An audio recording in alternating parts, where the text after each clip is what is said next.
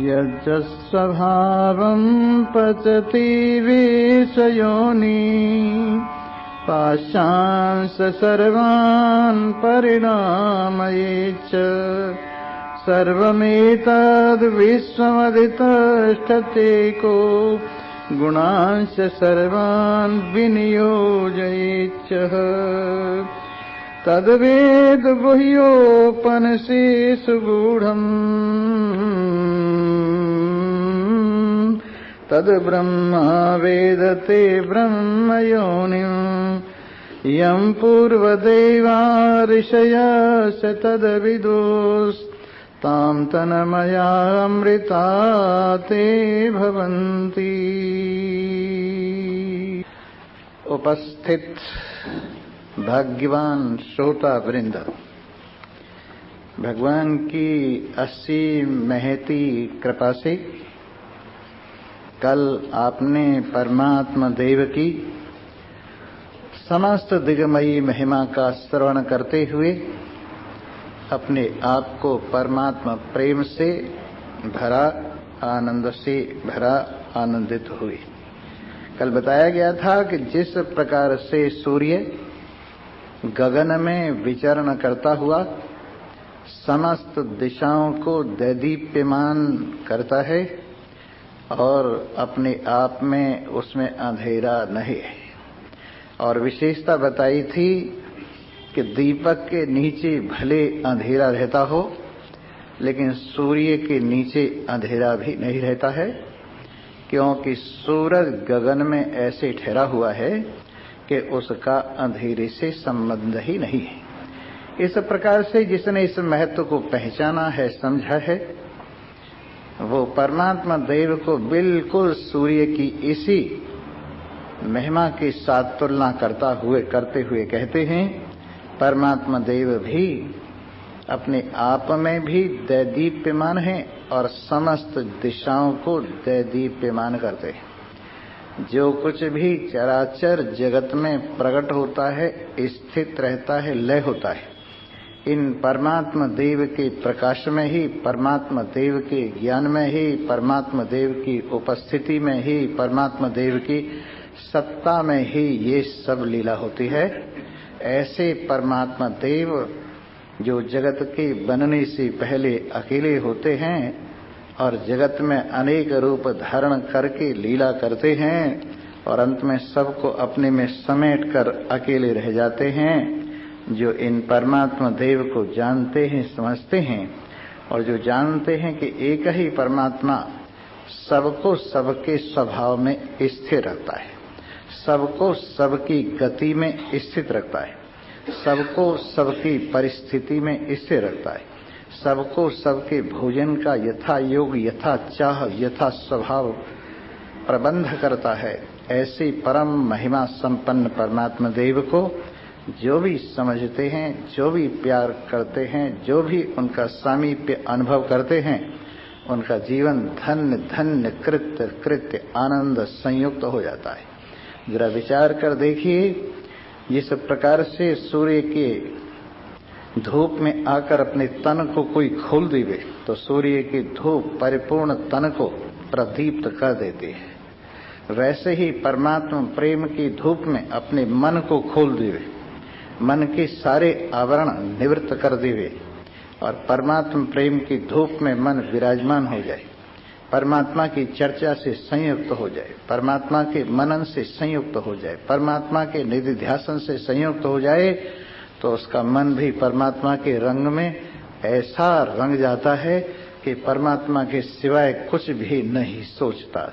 परमात्मा ही उसका भविष्य है ऐसे मन का जो परमात्मा रंग से रंजित है, परमात्मा ही वर्तमान है उस मन का जो परमात्मा प्रेम से रंजित है, परमात्मा ही भूत है उस मन का जो परमात्मा प्रेम से रंजित है और स्वयं परमात्मा ही स्वरूप है उसका, उस मन का जो परमात्मा के प्रेम से रंजित है। इसलिए हमें चाहिए इस मन को परमात्मा के रंग में पूरा रंग लें।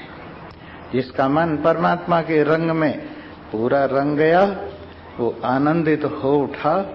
इसलिए हम लोग कहा करते हैं कि रंग रंग रे जवा ऐसी चुनरिया रंग रंग रे जवा, ऐसी चुनरिया ऐसी रंग दे कि रंग नहीं छूटे, ऐसी रंग दे कि रंग नहीं छूटे, धोबी चाहे धोवे सारी उमरिया, रंग रंग रे जवा, ऐसी चुनरिया रंग रंग रे जवा।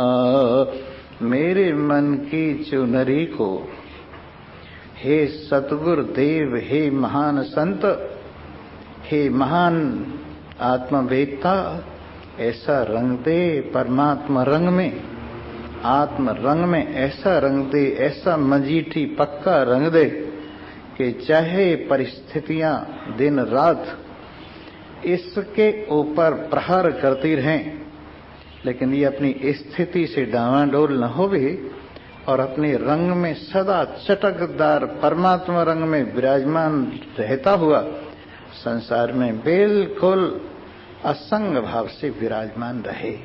ऐसे परमात्मा देव की महिमा वेद गाते गाते नहीं थकता और सुनाता जाता है।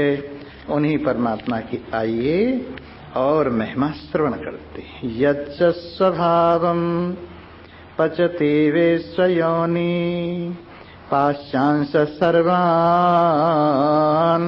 परिणामये च, सर्वमेतद् विश्वाधितिष्ठते को, गुणांश सर्वान् विनयोजयेच्च। भगवान श्री हरि त्रिलोकीनाथ अखिल ब्रह्मांड नायक घटघटवासी अंतर्यामी प्रत्येक के स्वभाव को पक्का करते हैं। अनेक जन्मों से व्यक्ति के स्वभाव पक्के होते चले आ रहे हैं। पदार्थों के स्वभाव भी इतने पक्के हो गए हैं जैसे आकाश का शब्द स्वभाव सदा उसके साथ रहता है, जैसे वायु का स्पर्श सदा उसके साथ रहता है, जैसे अग्नि का तेज सदा उसके साथ रहता है, जैसे जल का रस और पृथ्वी के गंध उनके साथ रहते हैं, उसी प्रकार प्राणियों के स्वभाव भी कुछ अनेक जन्मों से ऐसे निश्चित हो गए हैं कि उनको छोड़ पाना उस प्राणी को बड़ा मुश्किल है। और भगवान भी इन पचे हुए पक्के हुए स्वभावों के अनुसार समस्त संसार का जो एकमात्र कारण है वो इन सबको हिसाब के अनुसार परिणाम देता रहता है, बदलता रहता है। इन स्वभावों के रहते रहते उसी स्वभाव में परिणति आती रहती। एक विचित्र बात है, दो तरह का बदलना होता है, एक तो पदार्थ का बिल्कुल निबट जाना और एक पदार्थ दिखता रहता है पर बदलता रहता है। जिस प्रकार से हमारा शरीर है बालकपन से लेकर जन्म से लेकर मरण तक दिखाई देता रहता है, लेकिन इसमें कितने बदलाव आते हैं जरा देखिए। लगता तो यह है कि ये शरीर वही है, मैं वही हूं, लेकिन वास्तविकता शरीर के बारे में ये नहीं, हर क्षण में बदल रहा है। और जितना भोजन पानी हम लेते हैं वो अंदर शरीर बन जाता है, शरीर में से मलमूत्र बाहर निकलकर शरीर से खारिज हो जाता है, शरीर नहीं रहता। इस प्रकार से निरंतर बदलता है पर वैसा ही दिखता है। ये बड़े बड़े पहाड़ निरंतर बदल रहे हैं पर वैसे ही दिखाई दे रहे हैं। ये नदियां निरंतर बदल रही हैं पर वैसे ही दिखाई दे रही हैं। ये समुद्र निरंतर बदल रहे हैं पर वैसे ही दिखाई दे रहे हैं। ये नदी नाले निरंतर बदल रहे हैं लेकिन वैसे ही दिखाई दे रहे हैं। एक तो ये परिवर्तन परिणाम स्वाभाविक जो चल रहा है ये परमात्मा की विशेष महिमा है। और दूसरे जब फ्रेम टूटता है और पदार्थ बिल्कुल फ्रेम से विचित्र अलग हो जाता है तो ऐसी स्थिति में वो पदार्थ यानी दिखाई नहीं देता। इस तरह से दो प्रकार से परिवर्तन परमात्मा की महिमा से चल रहा है और ये सब स्वभावों के अनुसार स्वभाव में रहते रहते परिणति हो रही है। दिखाई दे रहा है वैसा ही लेकिन बदल रहा है। ये परमात्मा की माया महिमा है कि जो परिणाम भी हो रहा है और वैसा भी लग रहा है। सर्वमेतद विश्व मध्यतिष्ठत्य को, ऐसे बदलते हुए संसार को, ऐसे क्षण क्षण में परिणमित होते हुए स्वाभाविक स्वभाव से संयुक्त संसार को परमात्मा देव अकेले ही सबके अधिष्ठान होते हुए, सबके अधिपति होते हुए सबको एक संयम में रखते हैं। और संसार कैसे चल रहा है आप देख लीजिए, किसकी उंगली के अनुसार ये संसार चल रहा है।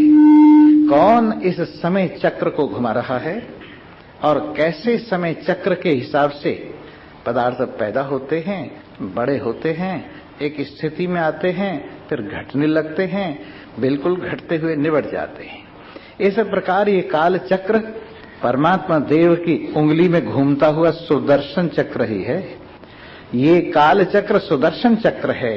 इसको ढंग से देखिए, काल को ढंग से समझिए, परिणाम को ढंग से समझिए, बदलने को ढंग से समझिए। इसमें नई नवीन बदलती हुई परमात्मा की महिमा को अनुभव कीजिए और शरीर का सदुपयोग कीजिए। ये शरीर भी बदल रहा है और एक दिन फ्रेम समेत ही निबट जाएगा। इसलिए हमें शरीर का सदुपयोग करना चाहिए। जिन परमात्मा ने शरीर दिया है, जो इसके जीवन दाता हैं, जो आज भी इसमें जीवित हैं, जीवन देते हुए, उन जीवित परमात्मा से अपने मन के तार जोड़कर हमें जीवित हो जाना चाहिए। जीवित जीवन आनंदित जीवन है।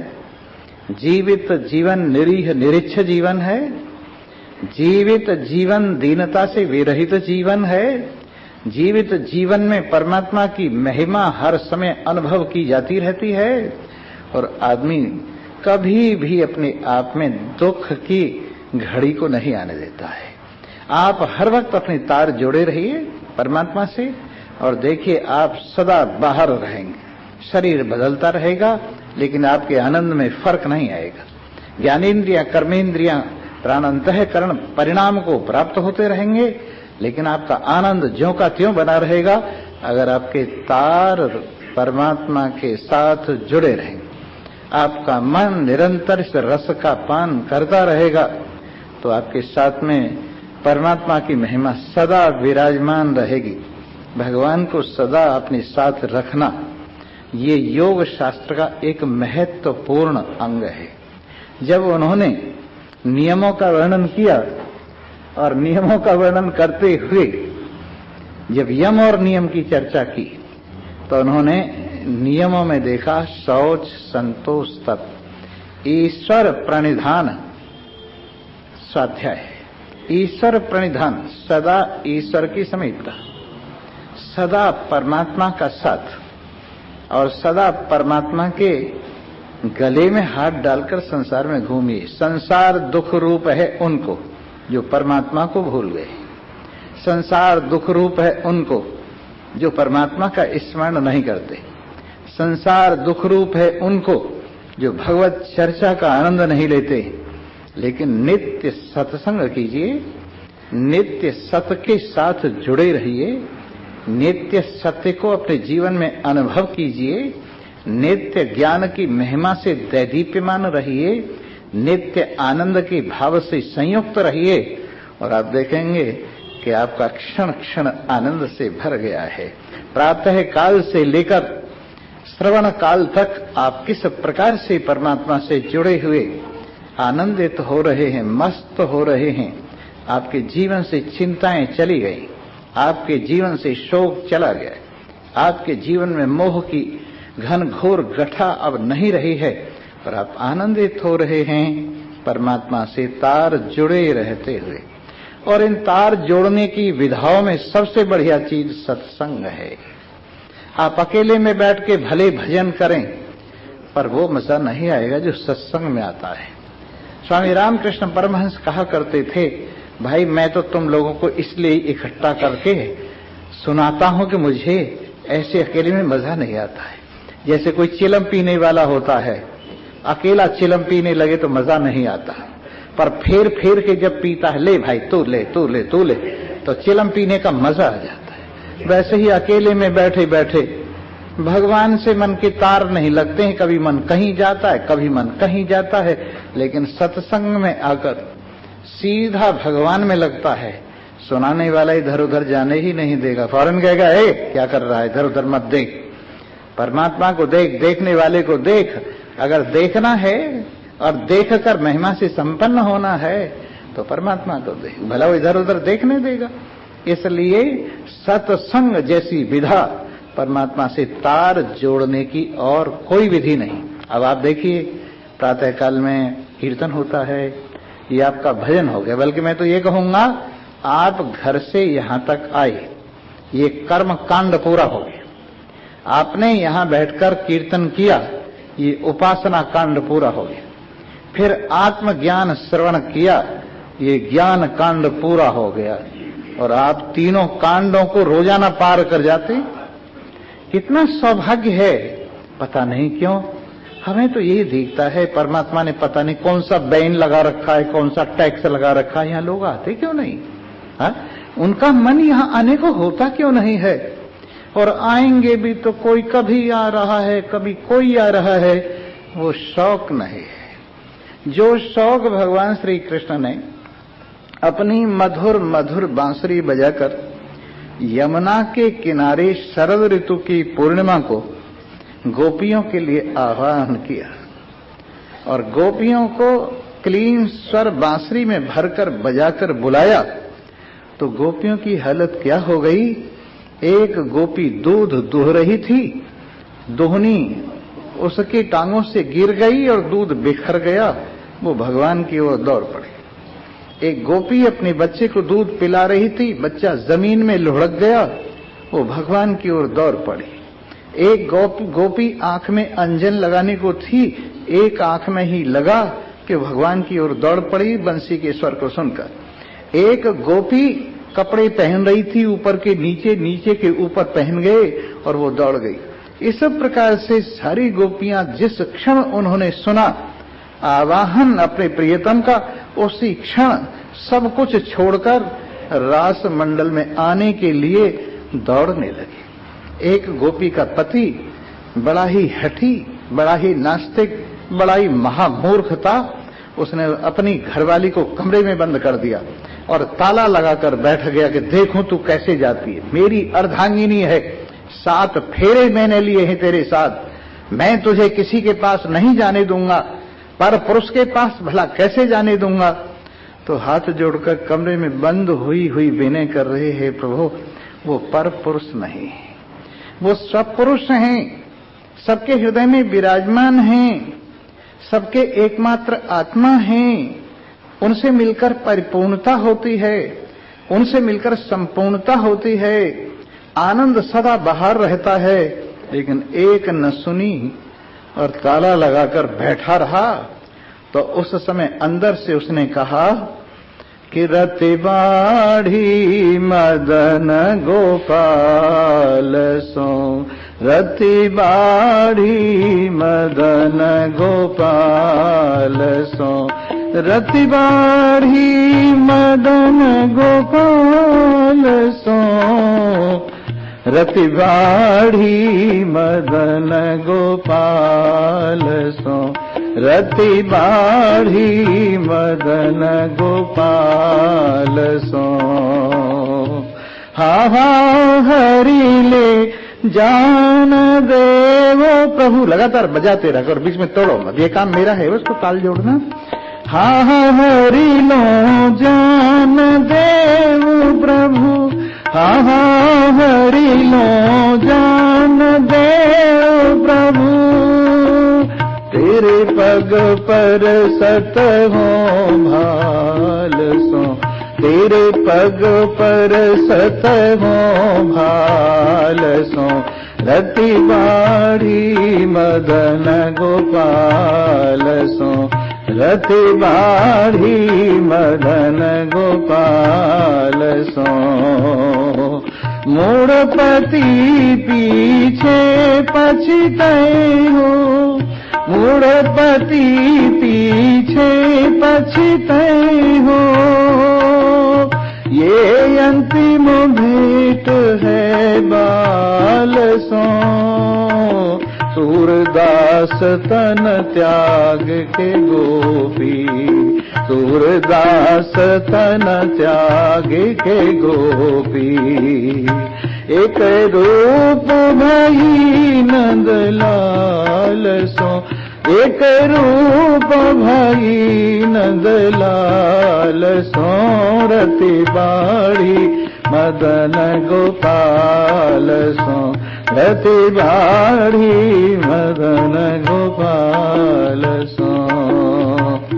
प्रेम बढ़ गया, बढ़ते चला गया, सारी मर्यादाओं का उल्लंघन कर गया, सारे नाम रूप नियम कानून को पैरों के नीचे कुचल दिया और अपने प्रियतम के साथ सबसे पहले मिलकर दम लिया शरीर छोड़कर, और पिंजरा वहीं पड़ा रह गया। पक्षी आजाद होकर आनंद गगन में उड़ गया, कृष्ण गगन में उड़ गया, प्रेम गगन में उड़ गया, और वो पिंजड़े को लिए हुए बैठा रहा। मूर्ख, महामूर्ख, ना समझ व्यक्ति जो अपने नियम कानून से एक प्रेम को कैद करना चाहता था। सो मेरे मित्रों, जिसे लगन कहते हैं ना, वो लगनी चाहिए, कुछ नहीं कि बस ऐसे ही चलो भाई टाइम काटे में। अरे टाइम तुमको काट रहा है, तुम टाइम को क्या काटोगे? समयो न याति भयमेव यातः, समय नहीं बीता, हम बीत रहे। हमारा ख्याल है हम समय बिता रहे हैं, समय बिता रहे हैं, नहीं, समय हमें बिता रहा है, समय हमें काट रहा है, और हम ये ना समझी कर रहे हैं कि हम समय को काट रहे हैं। अरे समय का सदुपयोग कीजिए, जो समय चला गया फिर आने वाला नहीं है, इसलिए सावधान हो जाइए और ऐसी लगन लगाइए, ऐसा प्रेम लगाइए कि लागी नहीं छूट हो रामा, लागी नहीं छूटे, लागी नहीं छूट हो रामा, लागी नहीं छूटे। लागी लागी सब कहें और लागी बुरी बलाई, लागी वादन जानियो जब आर पार हो जाए रामा, लागी नहीं छूटे, लागी नहीं छूटे हो रामा, लागी नहीं छूटे। काना जो पीली पड़ी लोग कहे पिंडरो, छाणे लाघन में किए श्याम मिलन रे जोग रामा, लगी नहीं छूटे हो रामा, लगी नहीं छूटे। बाबुल वैद्य बुलाइया पकड़ दिखाई मारी बाह, मूरख वैद्य न जानही की कसक कलेजे मान। जाओ वैद्य घर आपने तुम रोकियो न हो, जाके बिरहा में जरी मेरो, मेरी औसत सोई रामा, लगी नहीं छूटे हो रामा, लगी नहीं छूटे। कागा सब तन खाइयो चुन चुन खाइयो मांस, कर दो ने ना मत खाइयो मोह प्रिय दर्शन की आस रामा, लगी नहीं छूटे, लगी नहीं छूटे हो रामा, लगी नहीं छूटे। लकड़ी जल कोयला भई, कोयला जल भयो राख, मैं बिरहन ऐसी जरी, कोयला रहो न राख रामा, लगी नहीं छूटे, लगी नहीं छूटे हो रामा, लगी नहीं छूटे। सुखिया सब संसार है खावे और सोवे, दुखिया दास कबीर है जागे और रोवे रामा, लगी नहीं छूटे, लगी नहीं छूटे हो रामा, लगी नहीं छूटे। सो मित्रों, सह यात्रियों, सह प्रेमियों, सह मार्गियों, परमात्मा से ऐसा मन लगाओ कि परमात्मा के साथ बीच में से दुनिया निकल जाए। दुनिया के सारे संबंध परमात्मा और अपने बीच में जो बाधा बने हुए हैं लुढ़क जाए। दुनिया का सारा स्वार्थ परमात्मा के प्रेम में गल के स्वाहा हो जाए। दुनिया की सारी इच्छाएं परमात्मा के विरह में जलकर स्वाहा हो जाए और जीवन परमात्मा के प्रेम से जीवित हो जाए। ऐसे नारायण जो पूरे संसार के स्वभावों को रचते हुए, स्वभावों का संरक्षण करते हुए, स्वभावों में परिणति करते हुए जो सबके अधिष्ठाता रूप से विराजमान हैं, जो त्रिलोकीनाथ समस्त गुणों को यथा योग संयोजन करते हैं। सतोगुण रजोगुण तमोगुण को ही देख लीजिए कैसा फिट किया है। कहीं सतोगुण अधिक है और रजोगुण तमोगुण कमजोर हैं, कहीं रजोगुण अधिक है और सतोगुण और तमोगुण दबे पड़े हैं, कहीं तमोगुण अधिक है, सतोगुण रजोगुण दबा पड़ा है। ऐसी तीन तरह की सृष्टि, सतोगुणमयी सृष्टि, रजोगुणमयी सृष्टि, तमोगुणमयी सृष्टि और पांचों भूतों वाली सृष्टि। तीन पांच जिन परमात्मा की माया में सदा लीला कर रहे हैं और तीन पांच जो जीवन की सबसे बड़ी झगड़े वाली स्थिति है। परमात्मा देव की महिमा है, उन्हीं की महिमा में सारा खेल किस प्रकार से हो रहा है। उन परमात्मा को हम जो समस्त गुणों का संयोजन करते हुए इन गुणों के साथ खेल रहे हैं, पांचों भूतों का नियोजन करते हुए पांचों भूतों के साथ खेल रहे, सूक्ष्म भूतों के साथ और स्थूल भूतों के साथ जो विराजमान है, जिनकी महिमा से, जिनकी सत्ता से, जिनकी स्फूर्ति से ये सारा खेल जीवित हुआ। ये बगीचा हरा भरा है और जिधर देखो उधर ही ताजगी है, जिधर देखो उधर ही परम प्रियतम के दर्शन हो रहे हैं। ऐसे परमात्मा को हम अपने जीवन में अनुभव कर रहे हैं। वो समस्त विश्व के अधिपति, वो समस्त विश्व के राजा, वो समस्त विश्व को संयम करने वाले, वो परमात्मा देव हमारे सारे दुर्गुणों को दूर हटाकर हमें सद्गुणों से संयुक्त कर रहे हैं। हमारी सारी गंदगी निकालकर हमें शुभता से भर रहे हैं। हमारा सारा अज्ञान एक तरफ करके ज्ञान स्वरूपता दैदीप्यमान कर रहे हैं। हमारे में आनंद की महिमा को दर्शाकर बता रहे हैं कि अगर तुझे मुझसे मिलना है तो अपने आप से मिल ले, अगर तुझे मेरा पता ढूंढना है तो अपना पता किसी से पूछ ले, क्योंकि जो मेरा पता है सो तेरा पता है। जो तेरा पता है ना वही मेरा पता है।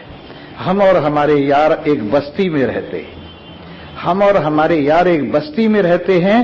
किस्मत की खूबी देखिए मिलने को तरसते।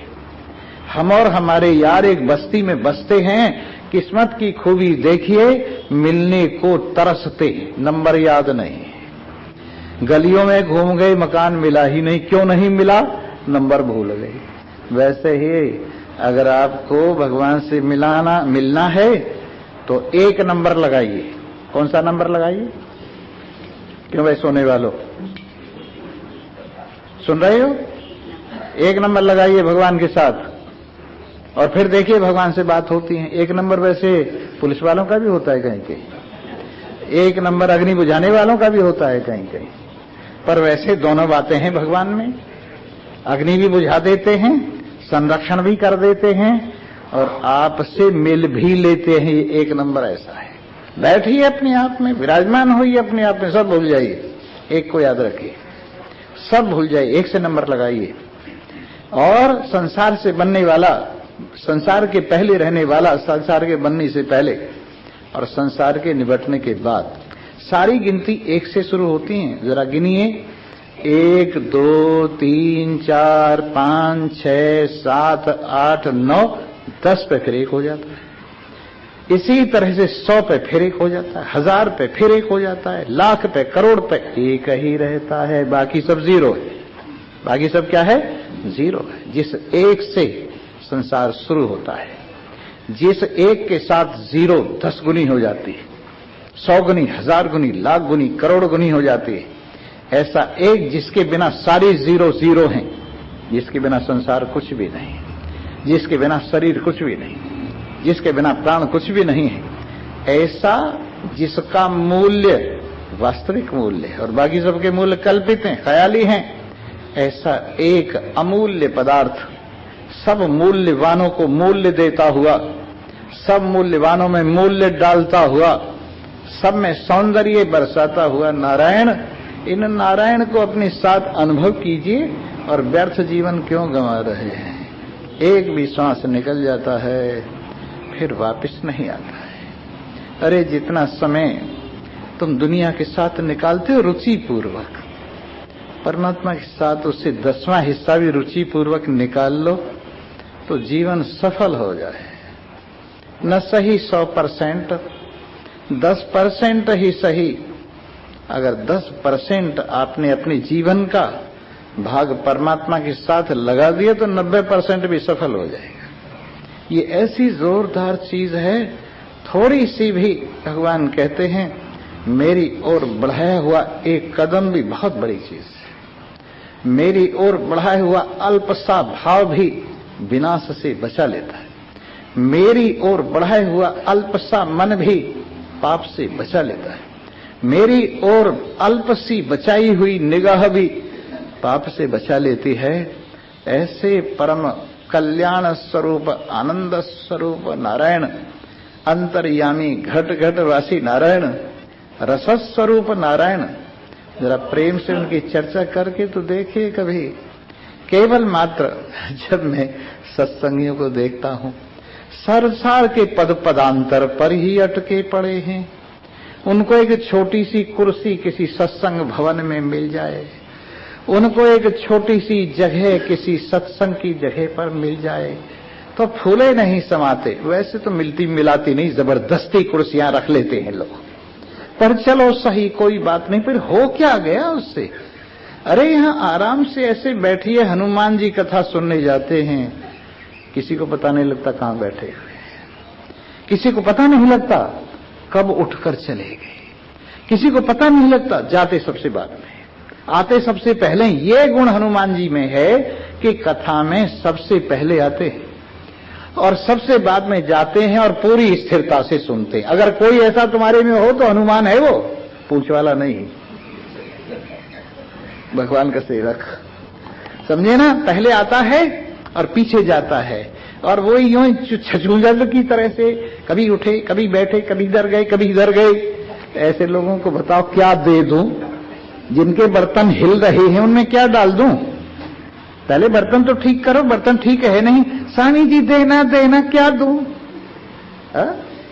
यूं कह देना देना सब तो यहीं बखेड़ जाएगा, देना देना क्या।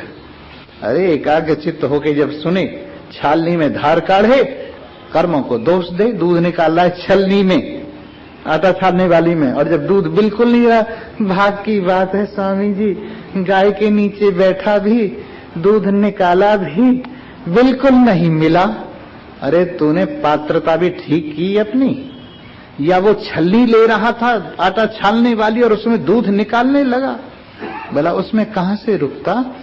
अरे शांत बिना छेद वाली पवित्र धुली धुलाई साफ जब कोई बर्तन हो और उसमें ये सिंघनी का दूध निकाला जाए, वेद रूपी सिंघनी का दूध, जिसे कोई कोई खास महान पुरुष निकाल सकता है, नहीं तो श्रुति भगवती से ही डरता है, भगवान के आदेश से ही डरता है, भगवान की कथा से ही डरता है।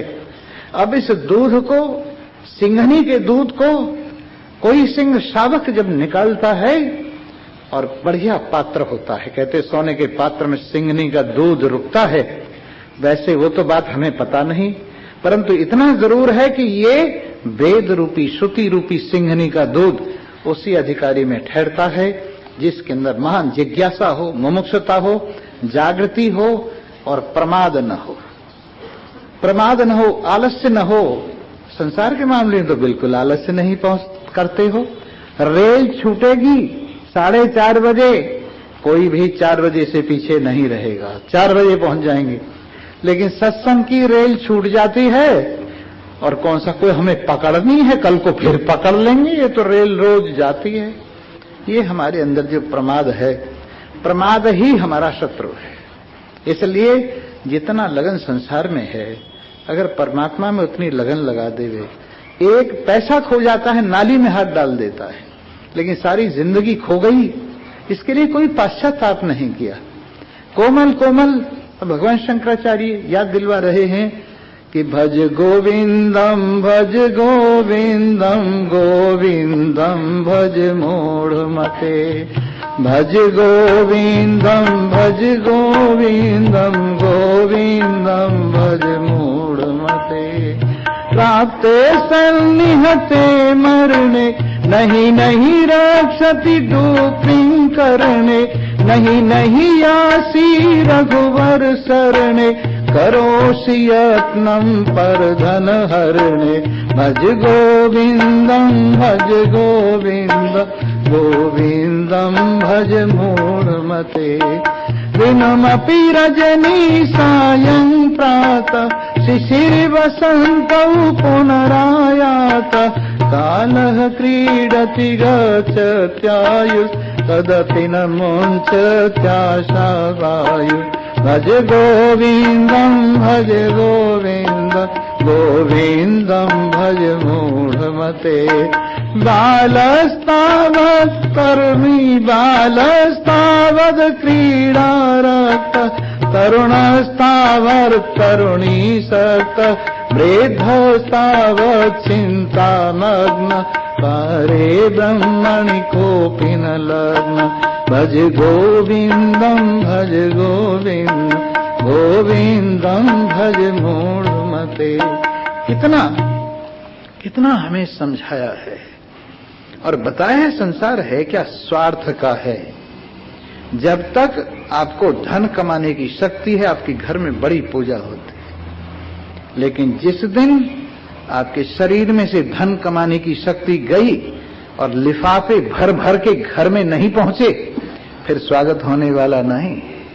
घर में लिफाफे भर भर कर पहुंचते हो, फलों के, मिठाइयों के, कपड़ों के, जेवरात के, तो मुस्कुराते हुए दोनों हाथ आगे बढ़ते हैं और उस सामान के साथ अपना भी आलिंगन करते हैं। लेकिन जब खाली हाथ पहुंचोगे और कुछ कमाने की शक्ति नहीं रहेगी, कोई मुंह से नहीं बोलेगा और वो कटु कटु शब्द सुनने को मिलेंगे कि जिगर के टुकड़े हो जाएंगे। इसलिए संसार के स्वार्थी साथी, कोई आपत्ति में सहारा, कष्ट में सहारा देने वाला नहीं है। अगर कोई सहारा देने वाला है तो नारायण है, सबको संभालने वाला है, सबका एकमात्र सहारा है, हर दुख सुख में साथ रहता है, हर लाभ हानि जय पराजय में साथ रहता है, ऐसा नारायण। उन परमात्मा को, अरे अपने हृदयवासी को, अपने अंतर्यामी को अनुभव करो। तद्वेद गुह्योपनिषत्सु पूर्वम, पहले इस गुह्य पदार्थ को उपनिषदों में जो विराजमान, उपनिषदों के माध्यम से जो महान पुरुषों में गूढ़ रूप से आता है, गूढ़ रूप से विराजता है, उन परमात्मा को, जिन्होंने ब्रह्मा जी को प्रकट करके ब्रह्म वेद की योनि रूप से, माने वेद जिनके माध्यम से संसार में प्रकट किया, और जिन्होंने इस वेद को जानकर जीवन आनंद से भर लिया पहले ऋषि महर्षियों ने, वैसे आप भी कीजिए। आपका जीवन कौन सा कोई ऐसे ही थोड़ा ही जा रहा है। कल को हम ये मंत्र आपके सामने बहुत अच्छी तरह से सुनाएंगे। आइए अब एक भजन सुनाते हैं और समय से आया कीजिए, अच्छा रहेगा। क्योंकि मुझे भी गाड़ी स्टार्ट करने में मजा आता है जब गाड़ी भरी हुई हो, और जब खाली हो और लोग बीच में से रोकियो जी रोकियो जी रोकियो जी कटाने बड़ा विघ्न पड़ता है। इसलिए रोकियो जी मत कहिए। पहले आई क्या करते हो संसार में बैठ के, जब आते ही 10 मिनट और सही, पहले क्या फर्क पड़ता है। बोलो सच्चिदानंद। जी हाँ, आइए। कर ले जग में यार सत्संग 2 घड़ियां, तो कर ले जग में यार, तो कर ले जग में यार सत्संग 2 घड़ियां, तो कर ले जग में यार सत्संग। सत्संग में जो रस आता है, सत्संग में जो रस, वैसा रस कहाँ पर पाता है, वैसा रस कहाँ पर पाता। जीवन है दिन चार, सत्संग दो घड़ियाँ, ये जीवन है दिन चार, सत्संग दो घड़ियाँ। कर ले जग में यार, सत्संग दो घड़ियाँ तो कर ले यार, सत्संग दो घड़ियाँ। जैसा संग वैसा रंग होवे, जैसा संग वैसा रंग। जगत कुसंग सभी को खोवे, जगत कुसंग सभी को खोवे, जगत कुसंग। जी मिलता है दीदार, सत्संग दो घड़ियाँ, मिलता है दीदार, सत्संग दो घड़ियाँ तो कर ले जग में यार, सत्संग दो घड़ियाँ तो कर ले जग में। पाप साप सारे भग जावे, पाप साप सारे भग, सोए भाग्य तेरे जग जावे, सोए भाग्य तेरे जग जावे। जग से हो उद्धार, सत्संग दो घड़ियाँ, जग से हो उद्धार, सत्संग दो घड़ियाँ। कर ले जग में यार, सत्संग दो घड़ी तो कर ले जग में यार। सत्य आत्म एक सार तो ही है, सत्य आत्म एक सार तो ही, सब प्यारों का प्यार तो ही है, सब प्यारों का प्यार तो ही। तू ही सच्ची सरकार, सत्संग दो घड़ियाँ, तू ही सच्ची सरकार, सत्संग दो घड़ियाँ। कर ले जग में यार, सत्संग दो घड़ियाँ तो कर ले जग में यार, सत्संग दो घड़ियाँ। अपना ज्ञान स्वरूप लखेगा, अपना ज्ञान स्वरूप लखेगा, सच्चा जीवन सत्संग देगा, सच्चा जीवन सत्संग दे। कभी न होगा ख्वार, सत्संग दो घड़ियाँ तो कभी न होगा ख्वार, सत्संग दो घड़ियाँ। कर ले जग में यार, सत्संग दो घड़ियाँ तो कर ले जग में यार, सत्संग दो घड़ियाँ। सब शास्त्रों का सार यही है, सब शास्त्रों का सार यही। आत्मज्ञान का स्रोत सही है, आत्मज्ञान का स्रोत सही। समझ बूझ मन धार, सत्संग दो घड़ियाँ, समझ बूझ मन धार, सत्संग दो घड़ियाँ। कर ले जग में यार, सत्संग दो घड़ियाँ, कर ले जग में यार, सत्संग दो घड़ियाँ। सर्वे भवन्तु सुखिनः, सर्वे सन्तु निरामयाः, सर्वे भद्राणि पश्यन्तु, मा कश्चित् दुःखभाग् भवेत्। ॐ शान्ति। विश्वानि देव सवितुर्दुरितानि वरासुव, यद्भद्रं तन्नासुव। ॐ शान्तिः शान्तिः शान्तिः। शङ्करं शङ्कराचार्यं केशवं बादरायणं, सूत्रभाष्यकृतौ वन्दे भगवन्तौ पुनः पुनः। ईश्वरो गुरुरात्मेति मूर्तिभेदविभागिने, व्योमवद्व्याप्तदेहाय दक्षिणामूर्तये नमः। ॐ पूर्णमदः पूर्णमिदं पूर्णात् पूर्णमुदच्यते, पूर्णस्य पूर्णमादाय पूर्णमेवावशिष्यते। ॐ शान्तिः शान्तिः शान्तिः। बोलो सच्चिदानंद भगवान की जय। श्रीमन्नारायण नारायण नारायण।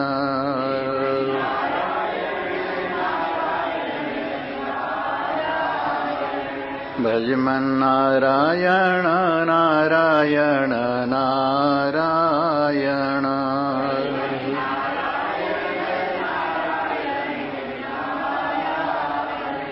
श्रीमन्नारायण नारायण नारायण।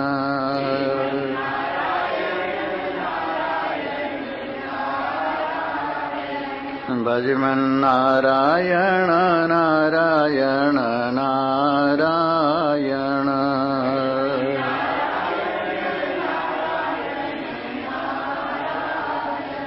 भीलनी के वीर सुदामा के तन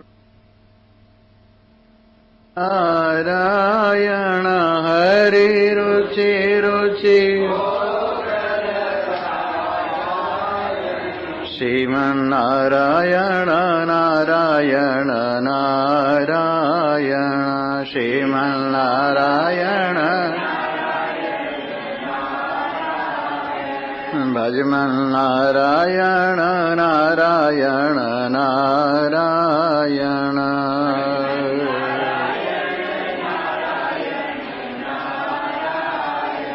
दुर्योधन के मेवा त्यागे, दुर्योधन के मेवा। भूख लगी तो उठ कर भागे, भूख लगी तो। साग विदुर घर कारायण हरि, साग विदुर घर खार। श्रीमन्नारायण नारायण नारायण। श्रीमन्नारायण भजमन्नारायण नारायण नारायण। भजमन्नारायण। द्रुपद सुता दुष्टों ने घेरी, द्रुपद सुता दुष्टों ने। लाज बचाई करी न देरी, लाज बचाई करी न देरी। चिर अनंत बढ़ारायण हरि, चिर अनंत बढ़ारायण।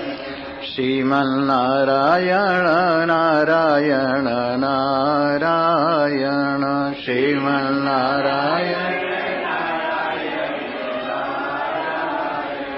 भजमन्नारायण नारायण नारायण। भजमन्नारायण। केश पकड़ कर कंस पछाड़ा, केश पकड़ साधु बन कर रावण मारा, साधु बन कर रावण। राज्य विभीषण पारायण हरि,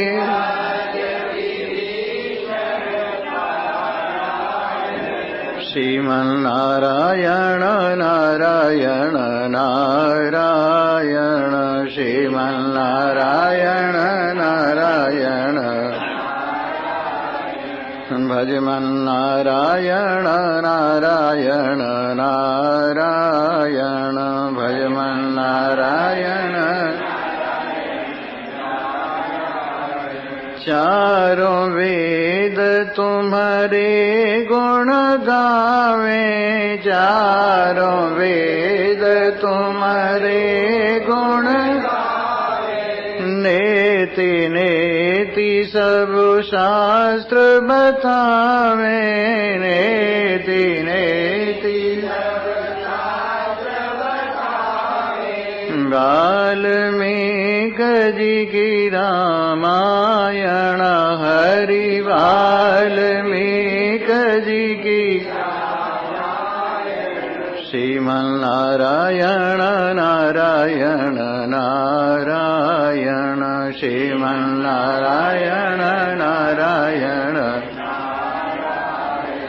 भजमन्नारायण नारायण नारायण भजमन्नारायण, श्रीमन्नारायण नारायण नारायण, श्रीमन्नारायण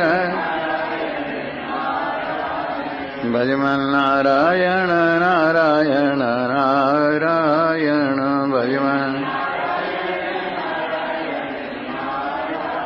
बोलो कृष्ण भगवान की जय, सियावर रामचंद्र महाराज की जय, उमापति महादेव की, पवन सुत हनुमान की जय, बोलो भाई सब संतन की जय।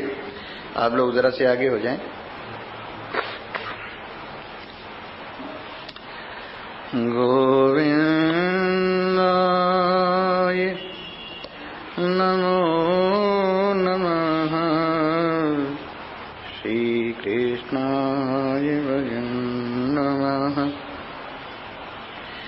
नारायणाय नमो नमः। तद्वेद गुह्योपनिषत्सु गूढ़म्, तद्ब्रह्मा वेदते ब्रह्मयोनिम्, यं पूर्वदेवा ऋषयश्च तद्विदुस्ते तन्मया अमृता ते बभूव। गुणान्त्रयो यः फलकर्म कर्ता, कृतस्य तस्यैव स चोपभोक्ता, स विश्वरूपस्त्रिगुणस्त्रिकर्मा, प्राणाधिपः संचरति स्वकर्मभिः, अंगुष्ठमात्रो रवितुल्यरूप, संकल्पहिंकार समन्वितो यः, बुद्धिर्गुणैनात्मगुणैव चैव, आराग्रमात्रो ह्यपरो विदृष्टः।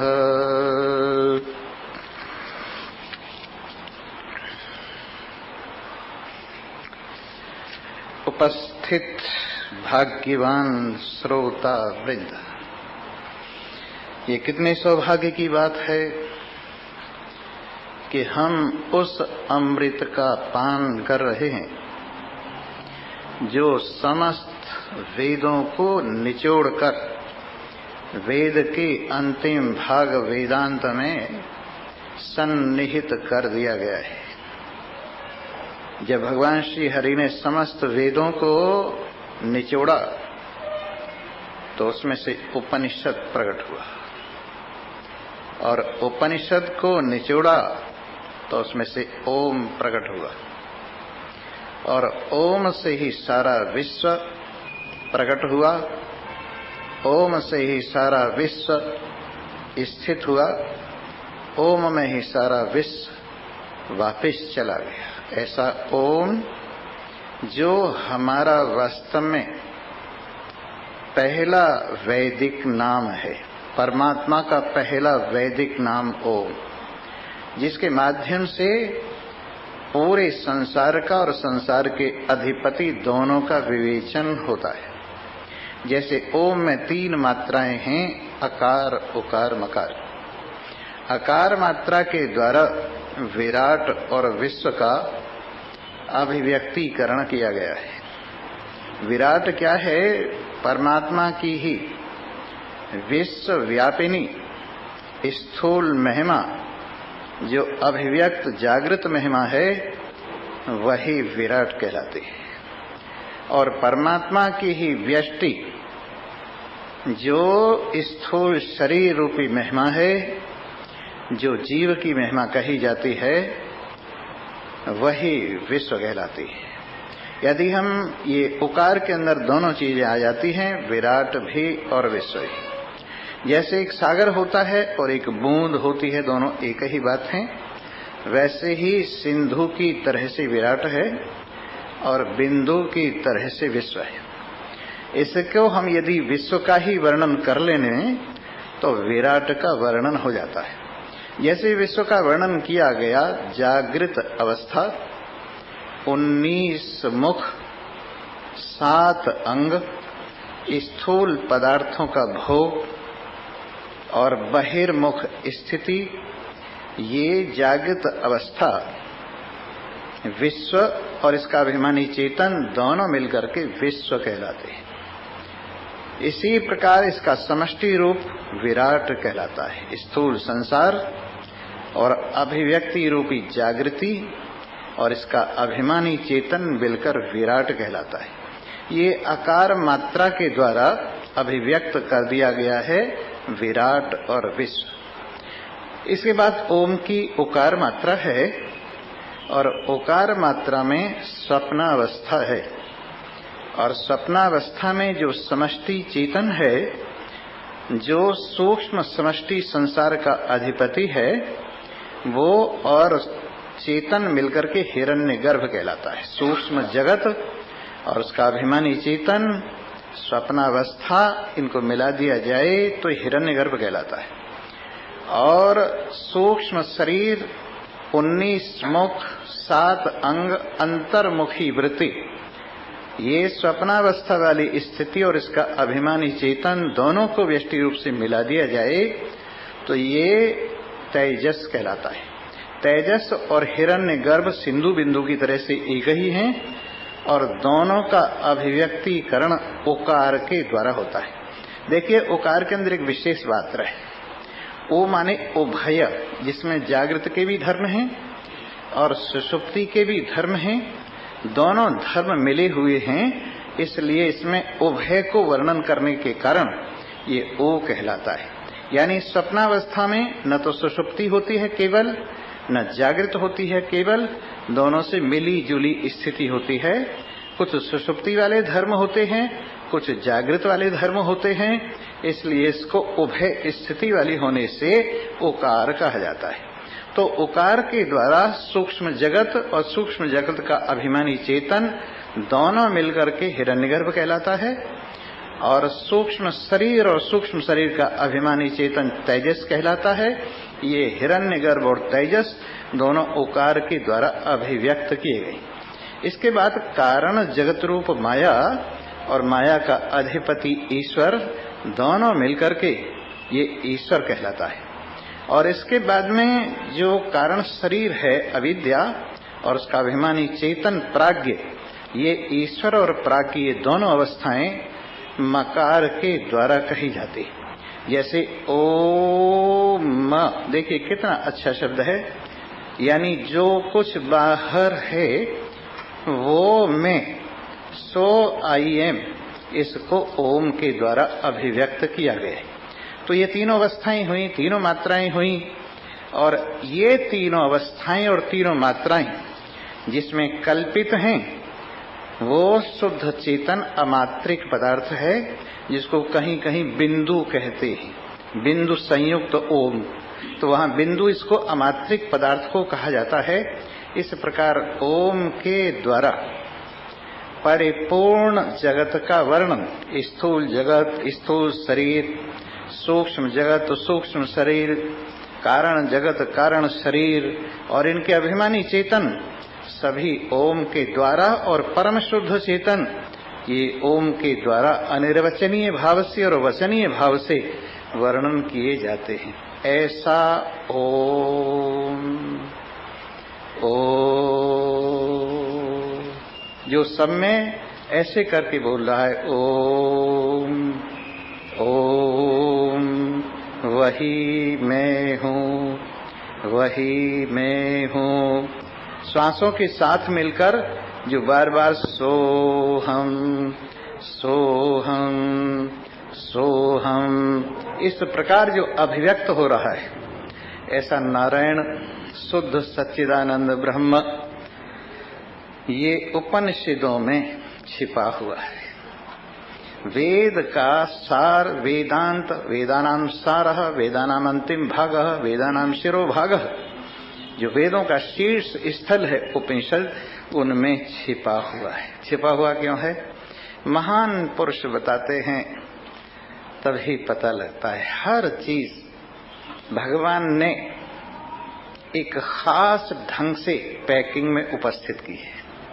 जैसे हम और आप भी तीन तीन पैकिंग लेकर आए, स्थूल शरीर, सूक्ष्म शरीर, कारण शरीर का पैकिंग, ऐसे जैसे मोती सीप का पैकिंग लेके आया है, ऐसे ही हर चीज यहाँ पैकिंग लेके आई है। और ये पैकिंग कौन सा है? उपनिषदों का पैकिंग है, जिसको महान पुरुष खोलते हैं और जिज्ञासु को प्रदान करते हैं। यदि अपने आप जिज्ञासु उपनिषद लेके पढ़ने लगे तो उसको कुछ पल्ले नहीं पड़ेगा। लोग हमसे कहते हैं, स्वामी जी कौन सा ग्रंथ सुना रहे हो? मैंने कहा ग्रंथ तो सुना रहा हूं, पर इसमें ग्रंथी लगी पड़ी है।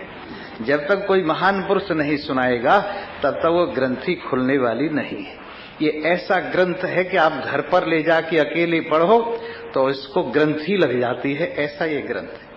और बड़ा सुंदर विचार सागर में ये विवेचन किया है कि जिस प्रकार से समुद्र का पानी होता है, अगर अपने आप उससे जाकर समुद्र के किनारे पिए तो आपको खारा लगेगा, और उसी समुद्र के पानी को जब बादल उठाकर लाते हैं और नमक वहीं समुद्र में ही छोड़ आते हैं और आपके घर लाकर बरसाते हैं तो कितना मीठा होता है। ये बादलों की कृपा है जो खारे समुद्र में से मीठा पानी आपको लाकर प्रदान करते। वैसे ही महान पुरुष बादलों की तरह से है, और वो समुद्र में से, शास्त्र के समुद्र में से जो आपके लिए उपयोगी है वो लाकर आपको पिलाते हैं। अगर अपने आप जाकर पीने लगो तो खारा लगेगा, आपको अच्छा नहीं लगेगा, समझ में नहीं आएगा। एक बात। दूसरी बात यह है कि जो इसको जानता नहीं है वो इसका विवेचन करने लगे तो ऐसे है जैसे चमड़े की जो होती है मशक वगैरह, पखाल वगैरह, उनमें जो पानी लाया जाता है वो पवित्र नहीं माना जाता। वैसे ही वेद शास्त्रों का पानी ऐसे अनधिकारी लोगों में अपवित्र हो जाता है जो ब्रह्म श्रोत्रिय नहीं, जो ब्रह्म यानी निष्ठा वाले नहीं, ब्रह्मनिष्ठ नहीं है, ऐसे लोगों में अपवित्र हो जाता है। शास्त्र उससे डरता है जो अल्पश्रुत होता है, शास्त्र उससे डरता है जो नासमझ होता है, क्योंकि वो कहता है कि ये मेरा उलट पुलट अर्थ करेगा, ये मेरा अनर्थ करेगा, इसलिए शास्त्र उससे डरता है। इसलिए ऐसे महान पुरुष जो सार को शास्त्रों में से लाकर आपको बरसाते हैं, उनकी महिमा अपार है। इसलिए कहीं तुम अपने आप ही शास्त्र को पीने का प्रयास करो तो आपकी समझ नहीं आएगा, आपको खारा लगे। क्या रखा है वेदों में? एक आदमी पढ़कर कहता है, मैंने कहा अपने आप पढ़ने से ऐसा ही होता है। इसी प्रकार से अगर कोई नासमझ पढ़ाएगा तो उलट पुलट कर देगा।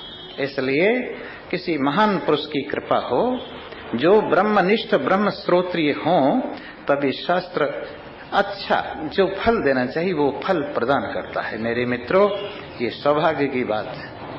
आज हम जिन महान पुरुष की छत्र छाया में बैठे हुए हैं, प्रेमपुरी जी महाराज, वो प्रेमपुरी जी महाराज शुद्ध वेदांत का वर्णन करने वाले महान पुरुष हुए हैं, जिनके छत्र छाया में, जिनके नाम से ये संस्था खड़ी की गई।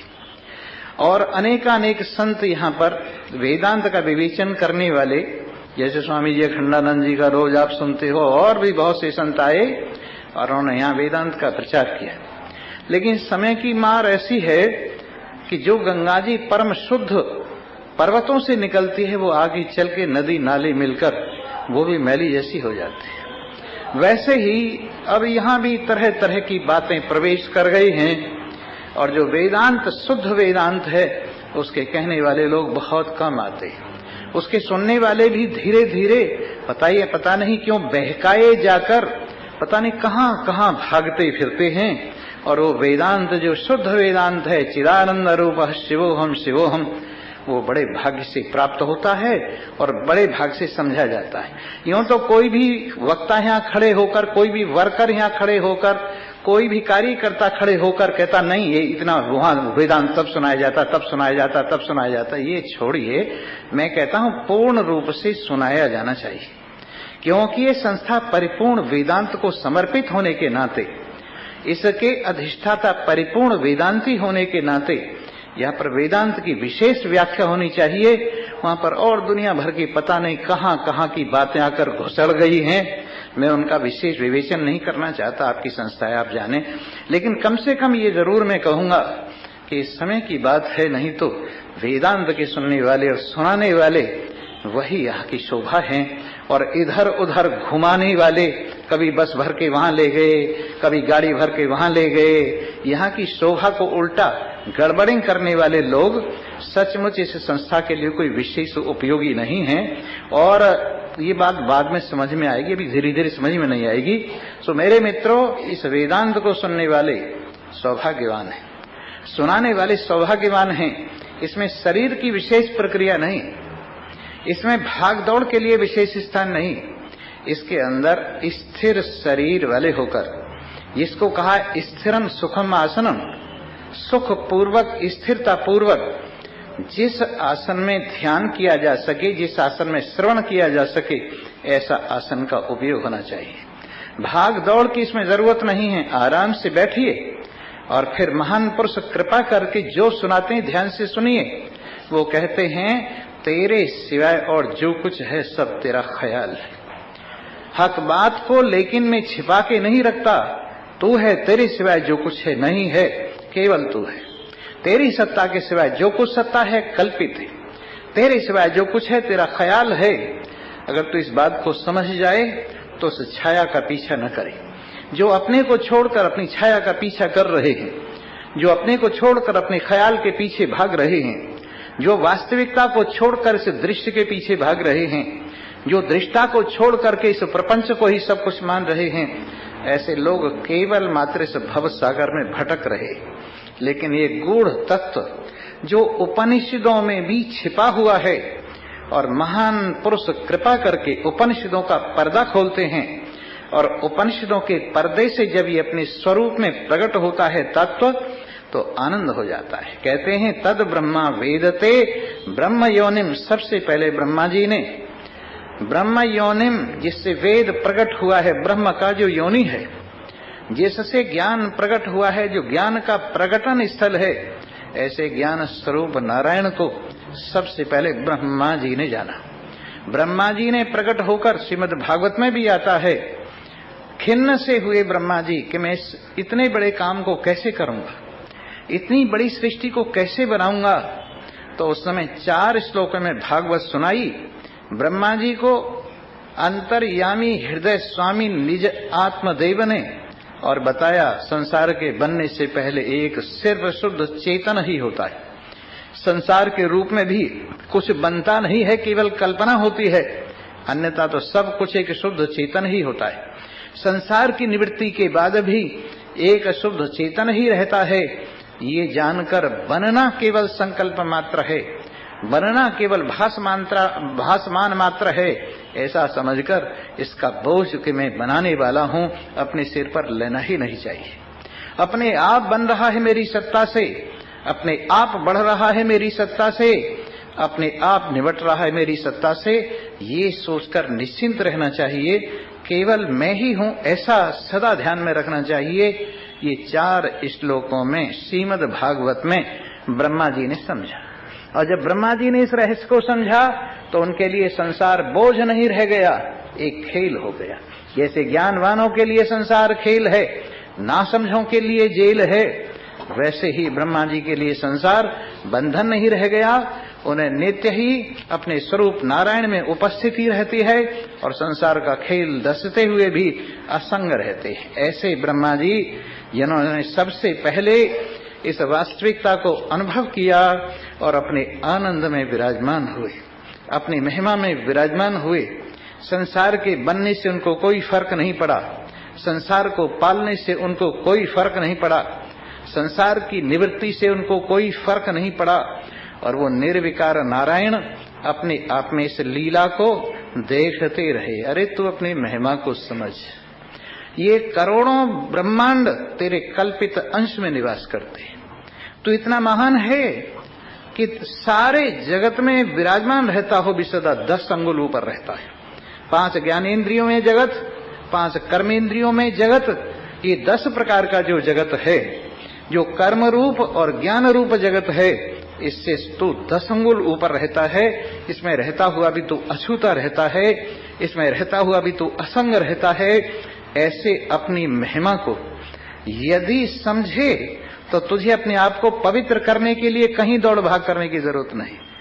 जो अपने आप को अपवित्र समझते हैं और पवित्र करने के लिए जहां तहां धक्के खाते हैं, वो घनघोर अज्ञानी हैं। उनको पता ही नहीं है कि मैं पावन हूं, पावनतर हूं, पावनतम हूं। जो अपने आप को बंधा हुआ समझते हैं और बंधन काटने के लिए इधर उधर धक्के खाते हैं, समझते नहीं हैं, ऐसे लोगों को कुछ पल्ले नहीं पड़ता। बंधन के बाद बंधन और बंधन और बंधन बंधते जाते। वो तरह तरह के संप्रदायों से बंधते हैं, वो तरह तरह की मर्यादाओं से बंधते हैं, वो तरह तरह की कल्पनाओं से बंधते हैं। बंधन छुट्टी पाने के लिए, बंधनों से खुलने के लिए बंधनों में बंधते जाते हैं। ऐसे लोगों के बंधन भला कैसे दूर होंगे? जब तक अपनी निर्बंधता को अनुभव नहीं करोगे कि मुझ में बंधन है ही नहीं, इस वास्तविकता को नहीं समझोगे, तब तक बंधते बंधते बंधते चले जाओगे। जब तक अपनी पावनता को नहीं समझोगे, अपावन अपावन अपावन होते चले जाओगे। एक जगह अवधूत दत्तात्रेय जी ने कहा है, हे सर्वव्यापक नारायण, हे मेरे आत्मदेव, जो मैंने आपको सीमित समझकर आपकी परिक्रमा करने का अपराध किया है, उसके लिए मैं क्षमा चाहता हूं। तुम्हारी परिक्रमा भला कैसे हो सकती है? तुम कोई एक देशीय पदार्थ हो जिसकी परिक्रमा होवे, और परिक्रमा करने वाला मैं अचल हूं, फिर परिक्रमा हो तो कैसे हो? इसलिए परिक्रमित पदार्थ और परिक्रमा करने वाला प्राणी, ये दोनों ही कल्पित हैं। इस नासमझी के लिए मैं क्षमा चाहता हूं। हे परम पावन, सारे जगत को अपने नाम से पावन करने वाले, सारे जगत को अपने ख्याल मात्र से पावन करने वाले, मैंने आपको अपावन समझकर पावन करने के लिए जहां तहां जो धक्के खाए हैं, उस नासमझी के लिए मैं क्षमा चाहता हूं। पर आदमी भूल जाता है, इन अपनी वास्तविकता को भूलकर फिर वहीं का वहीं आ जाता है। जैसे रबड़ खींची जाती है, जब खींचती है तो 2 इंच 4 इंच 6 इंच बढ़ जाती है, और जब छोड़ दी जाती है फिर वहीं की वहीं आ जाती है। वही साधारण जनता का हाल है। जब कोई महान पुरुष प्रयत्न प्रयास करके वेदांत सुनाते हैं, इसके आजादी के गान सुनाते हैं, इसकी निर्विकारता को दर्शाते हैं, इसकी निष्कर्मता को दर्शाते हैं, तो अपने में थोड़ा सा लगता है कि हाँ सचमुच में ब्रह्म हो। लेकिन यहां से जाते ही उन महान पुरुषों का मकनातीस, जिसको चुंबक कहते हैं, वो अलग होते ही फिर वही जीव के जीव, वही फिर बहकाने वालों के चक्कर में आ जाते हैं। चलो हमारे साथ, हम तुम्हारे बंधन कटवाएंगे, चलो हमारे साथ, हम तुम्हें पवित्र करवाएंगे, चलो फलां का नाम तुम्हें दिलवाएंगे, चलो फलां से फलां को तुम्हें गुरु बनवाएंगे, तुम्हारे कल्याण हो जाएंगे। इस तरह से ये आदमी जगत गुरु होते हुए भी, समस्त संसार को दैदीप्यमान करता होते हुए भी फिर उसी चक्कर में आ जाता है, और फिर उन्हीं धक्कों में, उन्हीं चक्कर में लग जाता है, और वही अपनी आपकी ब्रह्मता को भूलकर जीवता में आ जाता है। और उस जीवता में बार बार पता नहीं क्या क्या करवाते। यहाँ बैठो, फिर वहां से उठा के यहाँ बैठो, फिर यहां से उठा के यहाँ बैठो, ये छुओ, ये मत छुओ, ये करो, ये मत करो।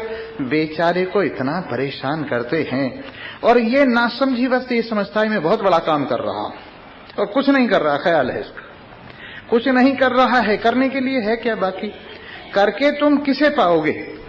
जो सबसे बड़ी चीज है वो तो तुम हो। फिर करके सिवाय आपको एक छोटी चीज मिलेगी, और उसे आप नासमझी बस बड़ी चीज समझोगे। एक बहुत सुंदर दृष्टांत योग वशिष्ठ में आता है। चौड़ाला समझा रही हैं अपने पति शिखिध्वज को कि हे राजन, किसी व्यक्ति को किसी महान पुरुष ने यों ही साधारण सी मणि दे दी। भाई कोई प्रयास नहीं किया, कोई प्रयत्न नहीं किया, कुछ नहीं किया, यों ही स्वाभाविक दया करके मणि दे दी। अब देवताओं ने समझा, रे मणि तो इसको मिल गई, ये तो मुझे मिलनी चाहिए थी। तो उसको बहकाया, अरे भाई मणि ऐसे नहीं मिला करती है कि घर बैठे ये मणि मिल जाए। जब तक जंगल में नहीं जाओगे और जब तक धूप में खड़े नहीं होगे, जब तक जल में खड़े नहीं होगे, जब तक अग्नि में नहीं तपोगे, जब तक तीर्थ नहीं करोगे, जब तक यहां वहां नहीं जाओगे, तब तक मणि नहीं मिला करती है। और उससे भी ऐसे लगा, क्योंकि मुफ्त की चीज मिल गई ना, असली भी नकली लगने लगी। और फिर उसने बहुत घनघोर तप किया। जब खूब उसने तप कर लिया तो देवताओं ने क्या किया, अभिमान के कांच का टुकड़ा दे दिया और ज्ञान की मणि उससे छीन ली। वो अभिमान के कांच के टुकड़े को लिए बैठा है, मैंने इतने तीर्थ किए हैं, मैंने इतना व्रत किया है, मैंने इतना दान दिया है, और जो असली शांति और चैन और मैंने कुछ नहीं किया है, मुझे कुछ करना नहीं है, वो मणि तो छिन गई। और अब उस अभिमान की मणि को लिए बैठा है, मैंने इतना तीर्थ किया है, मैंने इतनी परिक्रमाएं गोवर्धन की हैं, मैंने इतने जमुना जी में स्नान किए हैं, वो जो अभिमान की कांच की टुकड़ी रह गई, अब उसको लिए बैठा। हे राजन, वही हाल तुम्हारा है। मैंने तुम्हें घर में रहते रहते आत्मज्ञान की जो मणि दी वो तुम्हें पसंद न आई, और मुझे कहा, अरे रानी, घर में बैठे बैठे ज्ञान मिलता है क्या? बाल बच्चों को खिलाते खिलाते ज्ञान मिलता है क्या? झाड़ू लगाते लगाते ज्ञान मिलता है क्या? दुनिया में रहते रहते ज्ञान मिलता है क्या? और तुम राज्य छोड़कर यहां आकर बैठ गए, और यहां आकर केवल मैं बड़ा तपस्वी हूं, त्यागी हूं, इस अभिमान के कांच के टुकड़े को लेकर बैठे हुए हो। लेकिन तुम बताओ, तुम संतुष्ट हो क्या? तुम्हें संतोष है क्या? तुम निश्चिंत हो गए हो क्या? आगे तुम्हें कुछ नहीं चाहिए क्या? अगर तुम्हें कुछ और चाहिए तो तुमने कुछ नहीं किया है, ये तुम्हारा तब बेकार गया है।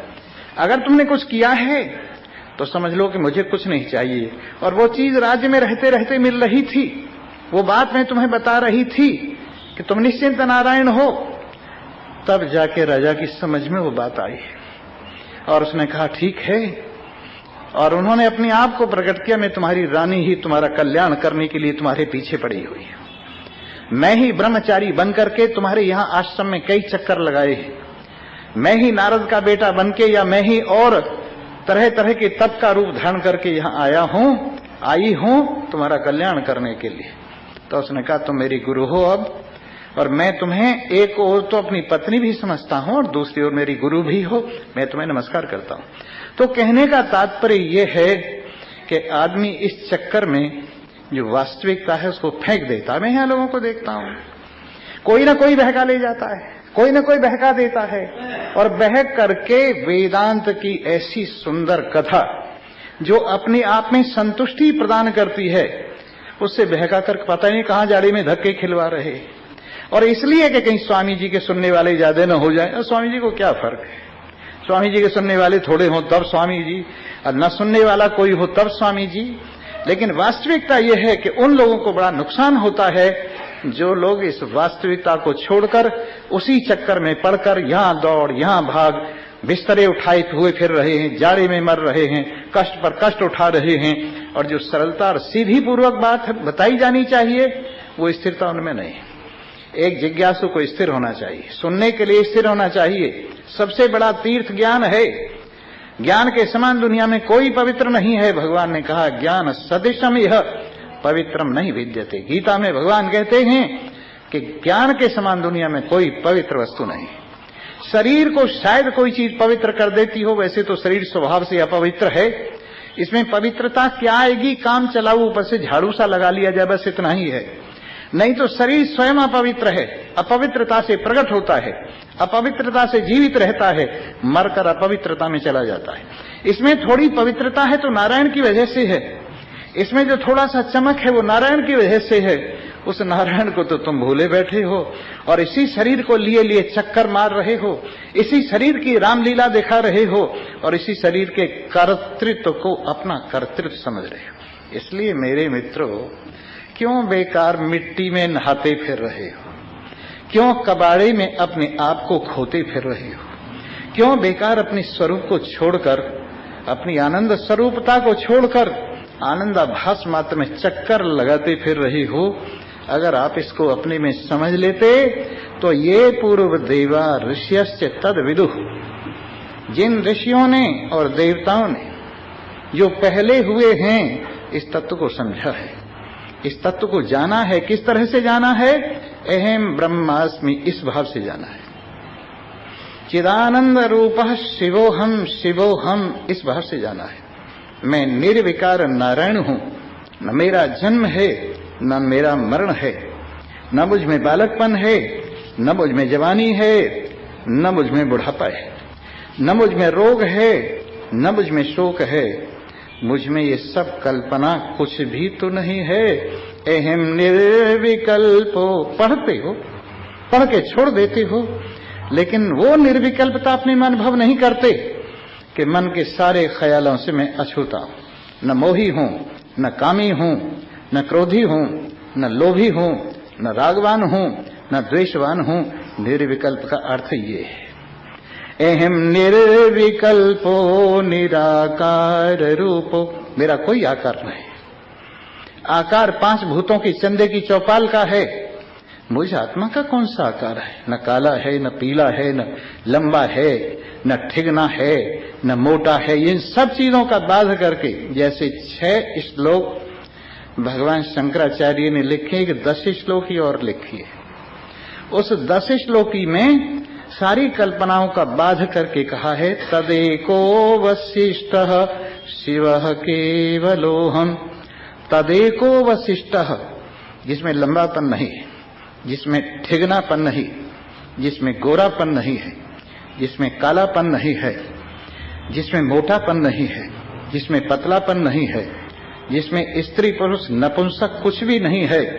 इन सबों को निवृत्त करने के बाद, झूठा समझने के बाद, ये शरीर के धर्म ये जानने के बाद जो शेष रह जाता है, तदेको वशिष्टः शिवः केवलोहम, जो बाकी रह गया, बाकी रहा सो मैं हूं। जो बना, जो बिगड़ा, जिसके सहारे बना, जिसके सहारे बिगड़ा, जिसने बने और बिगड़े को देखा, वो नारायण शेष रह जाने वाला।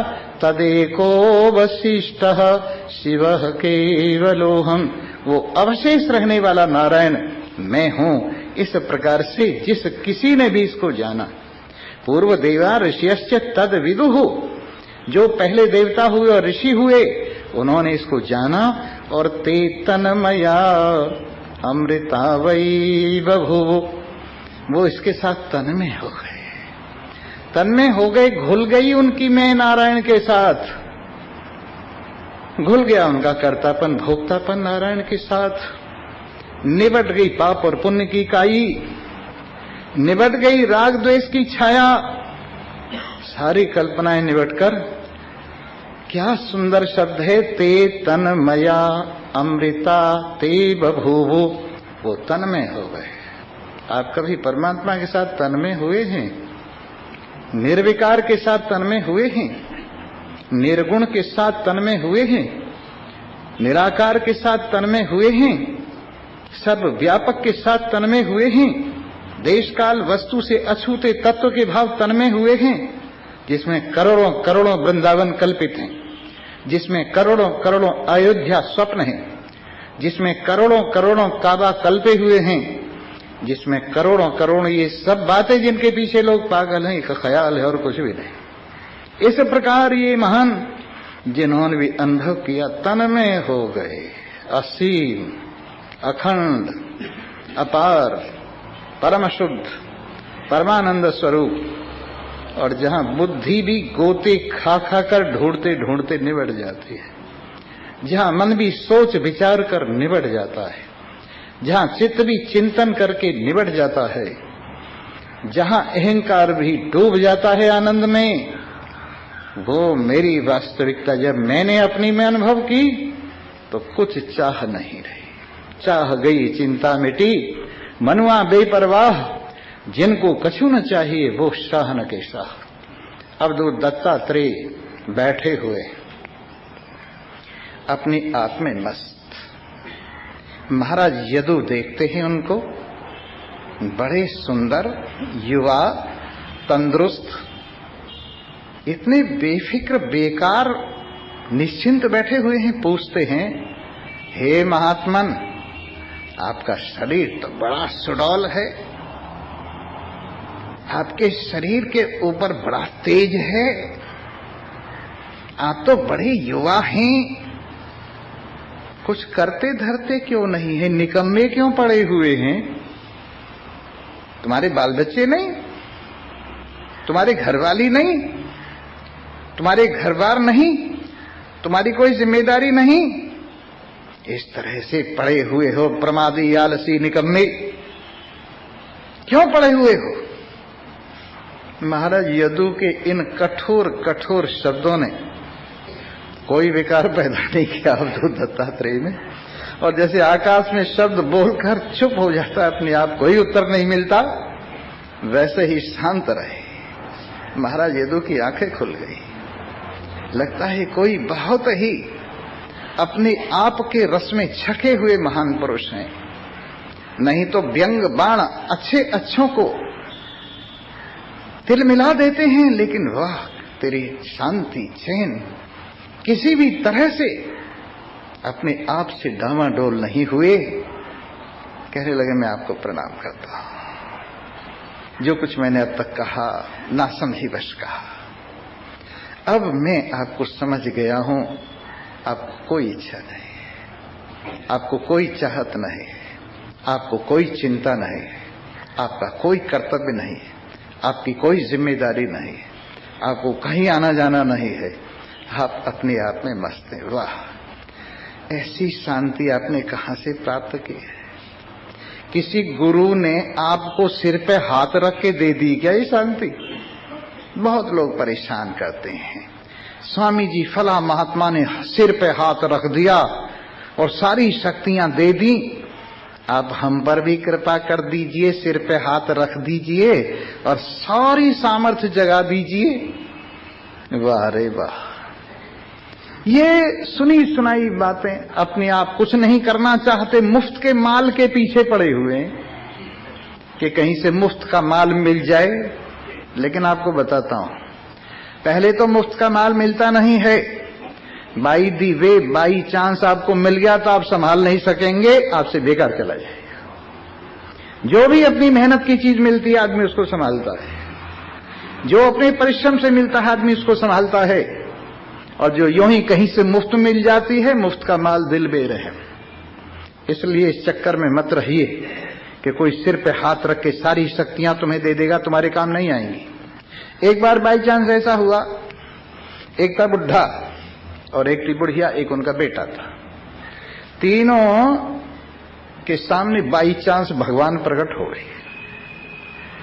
तीनों ने बड़ा अपना सौभाग्य माना कि भगवान प्रकट हो गए। भगवान ने कहा, अच्छा मांगो, क्या चाहते हो तुम लोग? पहले बुढ़िया का नंबर आया। माई क्या चाहती हो? महाराज मैं 16 साल की नव युवती हो जाऊं। तथास्तु, हो जाओ। हो गई। अब पति बुढ़ा, आप जवान। कितनी निर्लज्जता की बात है। इतने में एक जवान लड़का आया, उसके पीछे पीछे हो गई। फिर बुढ़े का नंबर आया। बाबा मांगो, क्या मांगते हो? अपनी घरवाली को बेवफा देखकर गुस्सा आ रहा था। कहने लगे, दुष्टा सूकरी हो जाए। तथास्तु। फिर बेटे का नंबर आया कि मां भी गई। भगवान ने फिर कहा, बेटा मांगो, क्या मांगते हो? कि मेरी मां जैसे पहली थी वैसे ही हो जाए। क्या हो गया भगवान के प्रकट होने से? अरे नासमझ आदमी के सामने भगवान प्रकट हो जाए तो क्या मांगेगा?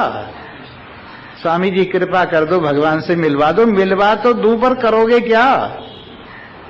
अगर भगवान तुम्हें मिल गया तो क्या करोगे? यही मांगोगे, जी मेरा घर बनवा दो, जी मेरी शादी करवा दो, जी मेरी लड़की की नाव अटक रही है वो पार करवा दो, जी यही मांगोगे ना। इसके सिवाय भगवान से मांगने के लिए तुम्हारे पास है क्या? इसलिए नासमझ लोगों को भगवान की प्राप्ति हो भी जाए तो अब इनको कोई लाभ होने वाला नहीं है, क्योंकि जब तक समझ न हो जब तक आधार न हो उस पर वस्तु रखना पागलपन है। एक आदमी की सामर्थ्य 1 किलो वजन ढोने की है, उस पर 5 किलो रखना पागलपन है। वैसे ही समझने की, सहन करने की, भगवान की शक्ति को संभालने की, अगर किसी को एक छटाक शक्ति है तो उस पर 5 छटाक रखनी चाहिए। लेकिन आदमी चाहता है कि पूरे भगवान को स्वामी जी मेरे अंदर प्रकट कर दो, निबट जाएगा। अगर भगवान तेरे अंदर प्रकट हो गए, निबट जाएगा, तैयार है इस बात के लिए? ना जी, अपने भगवान को अपनी जेब में रखो, मुझे निबटाओ मत। मेरे मित्रों, मेहनत कीजिए, परिश्रम कीजिए, परिश्रम का फल मीठा होता है।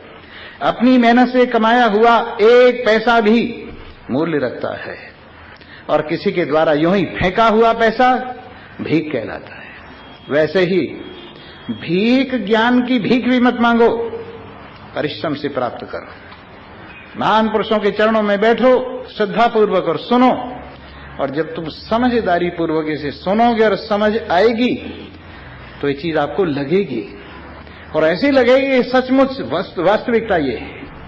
और जिसको ये निश्चय होता है वास्तविकता ये है, फिर वास्तविकता से डामाडोल नहीं होता है। चाहे ब्रह्मा स्वयं आकर कहे, फिर डामाडोल नहीं होगा।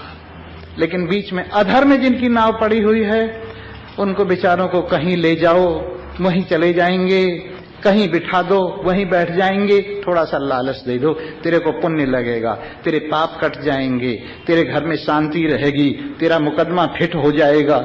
सारी दुकानें आजकल इसी पे चल रही है। नहीं तो ये वास्तविकता जिसको मिली है उसको तो कोई इच्छा ही नहीं रह जाती। चाह गई चिंता मिटी, मनुआ बेपरवाह, जाको कछु नहीं चाहिए सो साहन के। यज्जस्वभावं पचति विषयोनि, पाशांस सर्वान् परिणामयेच्छ। सर्वमेतद् विश्वमधितिष्ठते को, गुणांश सर्वान् विनियोजयेच्छ। तद्वेद गुह्योपनिषत्सु गूढम्, तद्ब्रह्म वेदते ब्रह्मयोनिम्। यं पूर्वदेवा ऋषयस्य तद्विदुस्तां तन्मयामृता ते भवन्ति। भाग्यवान श्रोता वृंद, भगवान की असीम महती कृपा से कल आपने परमात्मा देव की समस्त दिग्मयी महिमा का श्रवण करते हुए अपने आप को परमात्मा प्रेम से भरा, आनंद से भरा, आनंदित हुए।